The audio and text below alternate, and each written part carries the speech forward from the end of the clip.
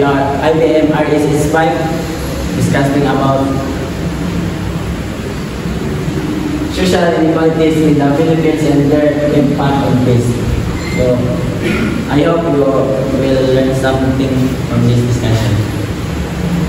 So, introduction to social inequalities in the Philippines continue to be an important source of conflict despite economic growth, income, education, and health. This part prevent many Filipinos from enjoying equal opportunities.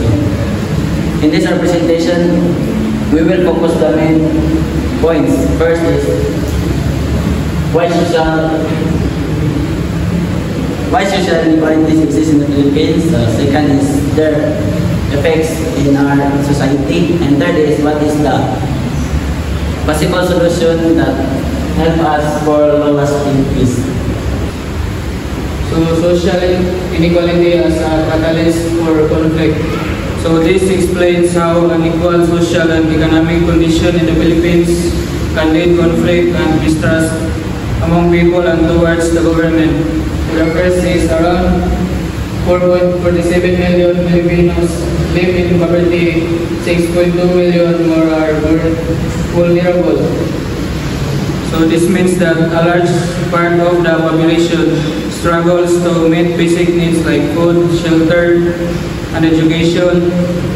Many others are also at risk of falling into poverty if they lose jobs or face crisis. This wild gap between rich and poor causes frustration and hopelessness among the poor. The second is inequality is severe in rural and indigenous areas. So people in the countryside and indigenous communities often lack access to quality education, healthcare, and job opportunities. This makes them feel neglected and fuels anger of resentment towards the government of wealthier sectors of society.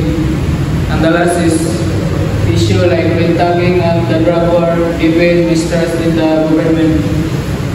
So when people experience unfair treatment such as being accused without proof, rent-tagging, or losing family members to violent campaigns, they lose trust in the authorities.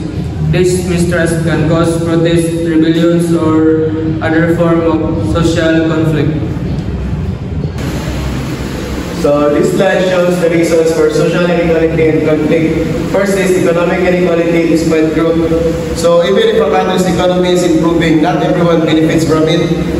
For example, the rich may get richer while poor continue to struggle. This creates an unfair gap between different types of groups of people. So second is weak social protection and institutional capacity. So some government lacks strong programs like free healthcare, education, or job support.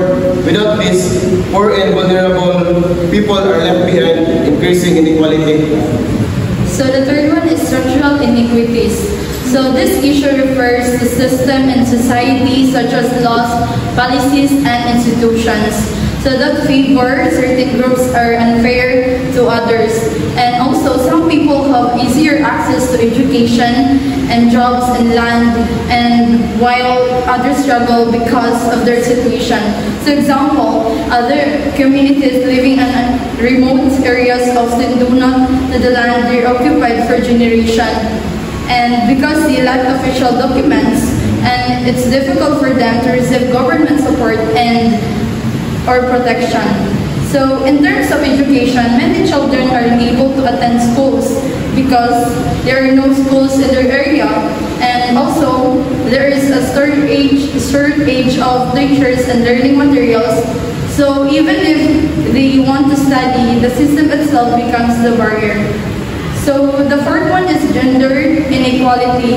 So this means that women and LGBTQ plus individuals are not given the same opportunities as men. So even they are capable, they are often excluded from decision making and leadership roles or high paying jobs.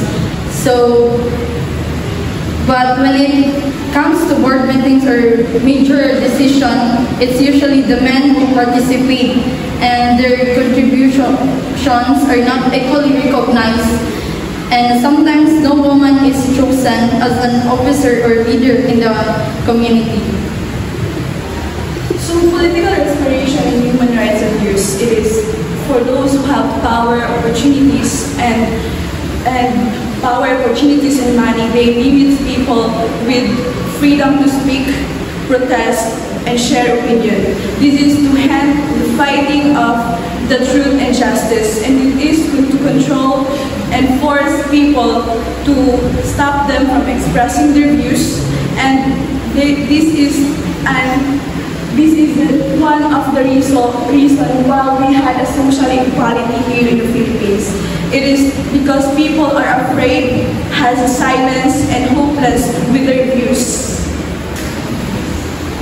So next is the effect of social inequality on youth. So first is decreased social trust and increased polarization. So when there is inequality in society, people start to lose trust in the government and each other. So for example, rich is become more richer because they always get the opportunities, while poor become poorer since they are not given a chance that they deserve. Other example is that some college graduate cannot easily get a job unless they have a connection or money to pay someone for promotion. So because of this kind of unfair treatment, people begin to feel that there are bias or favoritism which cause to division or polarization among people. This make it harder to maintain peace because people are no longer unite or understand each other due to social inequality. So second is vulnerable population face more violence and exclusion. Also, poor people, indigenous group, and other marginalized communities are more likely to experience violence and discrimination because they don't have equal opportunities. So they often feel like they don't have right or they don't belong in the society. This can lead to anger, conflict, and protest as people fight for fairness and recognition. So third is erosion of democratic institutions and civic space, which means when there is unfairness, the systems that protect people's rights stop working well. Like for example, if people feel that only rich people give justice, they stop believing in law or voting. And lastly is raising resentment and potential localized conflict. So this is where people start to feel angry, jealous, which can lead to fight with others in their communities.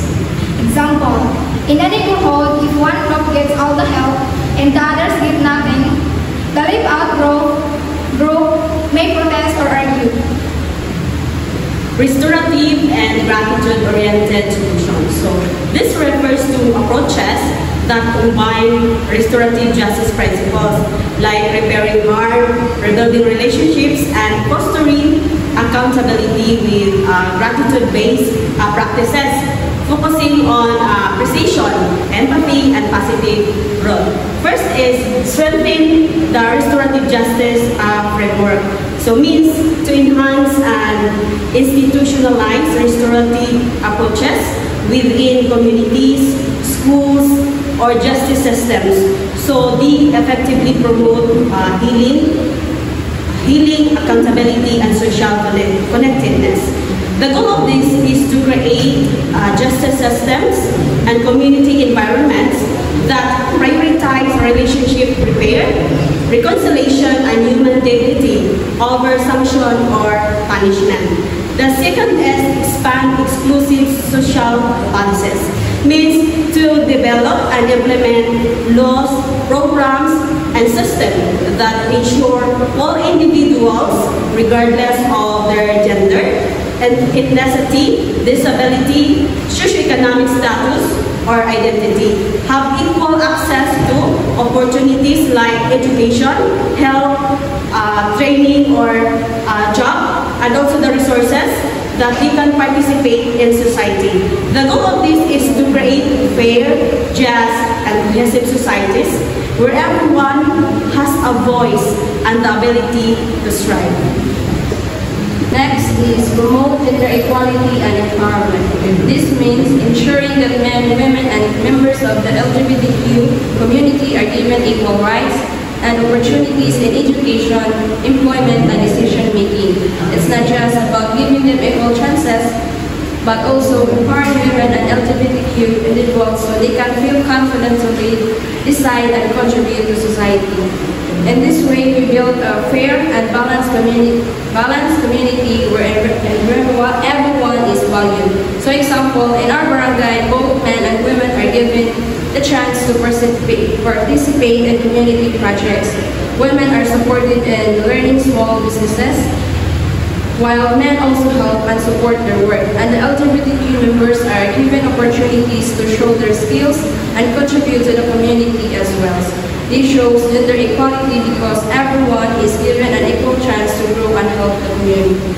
Meaning, promoting gender equality means treating men, women, and LGBTQ fairly and helping both have the same opportunities to succeed. Next is build accountability and transparency in governance. This means that government officials should be responsible for their actions and open about their decisions and use public funds. They should not hide information because when the government is transparent, people trust them more.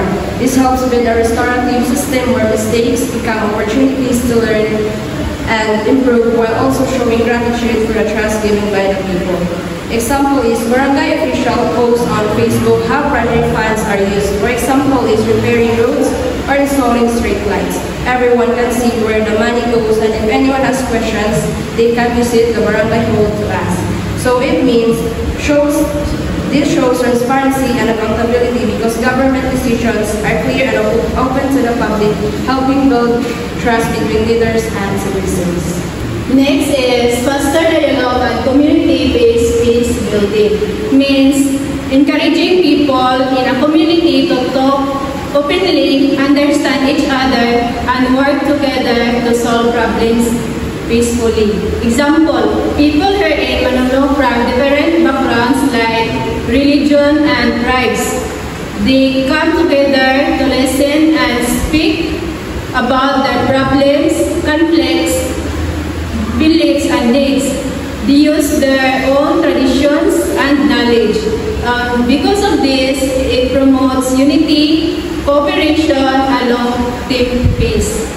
And also it helps reduce misunderstandings and breakdowns. And also it builds trust, builds stronger relationship between groups. Peace requires addressing social inequalities through justice, inclusion, gratitude, and empowerment of marginalized groups. That's why I believe social inequalities in the Philippines remind us that peace cannot exist with others are left behind. Every Filipino deserves to live with dignity, fairness, unity, and a dream high and free. Let us open our eyes and hearts of the struggles of our fellow Filipinos, not with judgment, but with compassion and sincerity. True peace begins when we care enough to lift each other up, when we see our neighbor's pain as our own, and when we chose fairness and love over inequality. Only then can our nation truly be free, not just in words, but in action, spirit, and in heart.